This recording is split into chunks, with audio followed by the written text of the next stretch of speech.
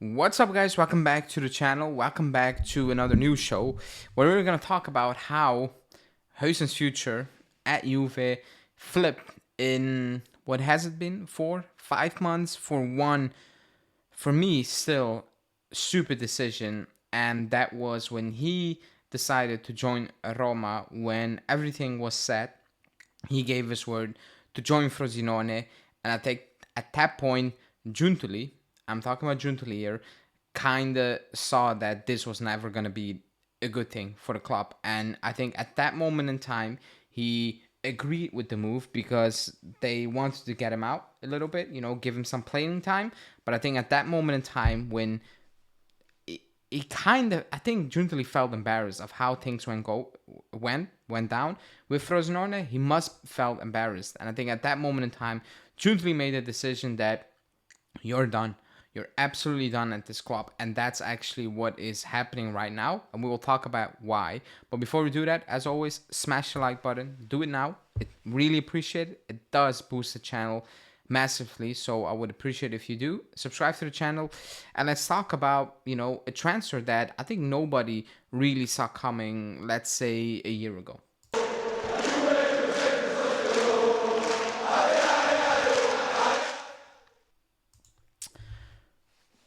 A year ago or so, Huijsen played against Milan. He played the last 15 minutes. It's less than a year ago, obviously, but you know what I mean.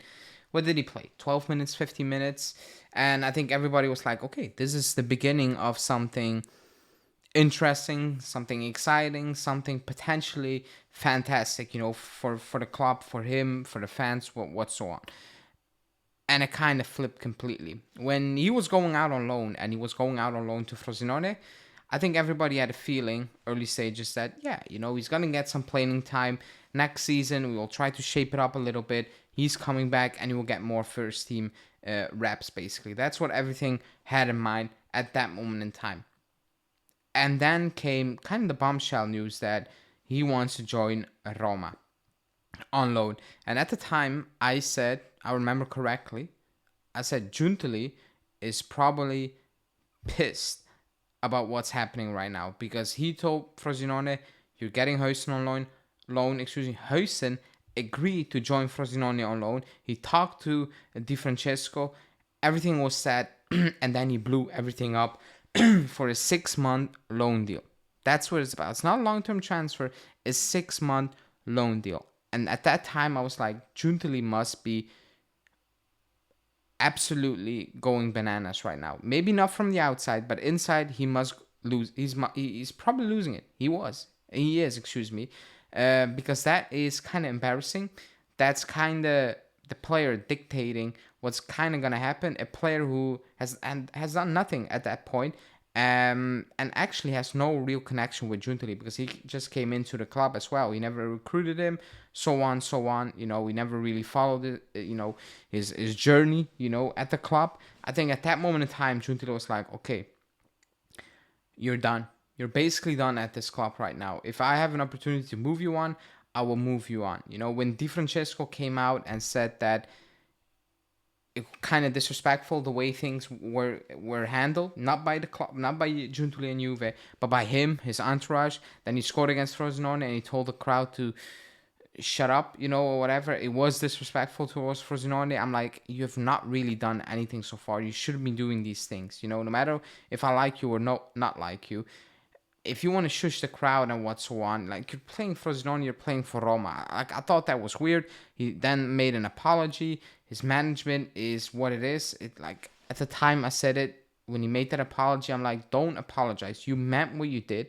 I hate it. If you mean something, never apologize for it, because nobody will believe that apologize. And actually, even if people demand an apology for what you have done, it will make it worse, because it will be fake. It will come across as fake, and the same people who want you to apologize will call you out for putting out a fake apologies. So at that moment in time, I said, do not apologize, just own up what you did and keep it moving. But they made an entire story of it. His management, I was like, just shut up, basically. Let the kid, and if you're a good management, you let him focus on football. You keep all that BS out of it. Even if he does something, not everything needs a statement. And there were more statements for every single thing that was kind of in the media or what's so on. Statement, statement, statement. I was like, man, you're not that type of level of player right now to be in that spotlight for those reasons. Now at Roma, he had very good moments. He had very poor moments, but that was normal. I think everybody was expecting that. He's a player who is extremely well on the ball. He reads the game very well. He's not strong right now. He still makes mistakes, and he makes weird mistakes, not, unlucky, like real kind of head loss moments, in my opinion. But he has a lot of potential. But at the time, I said if he goes to Roma, he will demand a starting spot in the club or a key part into the club. The moment he's not getting that, he will ask for a move because he's not going from Roma alone to Fiorentina alone. Not even that. He's not going to do that. He will ask for a permanent sale. I don't think he needed to ask for a permanent sale because I think Giuntili made his mind up months ago and he said, "You're done. You're basically done." I think he, talked to Motta and he said, "I need to move him on for money and for other reasons possibly. You will get your replacements." And I think Motta was like, "Fine, keep it moving. You can move on." And that's what's happening right now. He also has not the offers that he was hoping for. I know there were talks about PSG early on, but those never really made sense. If I'm being completely honest, they were very strange in my opinion and can still happen out of nowhere, but it would really be out of nowhere. Right now, it's Stuttgart who's pushing him. Champions League football. I wouldn't blame if he wants to join Stuttgart. Going off the few sample sizes, how he sees himself, how he views himself, I don't think he will accept that, Bologna, that Stuttgart move, but that's the club that's pushing. The club is willing to accept around 25 million euros, bonuses included. And for Giuntoli, I think that's the price. He's not going to go lower. I don't think he will ask for more as well. He will be around that price, and he will settle for around that price. Again, it's all up to Huijsen.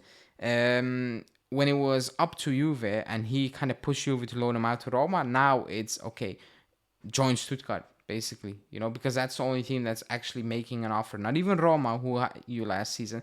They're not making an offer. Not the top clubs are making you an offer right now.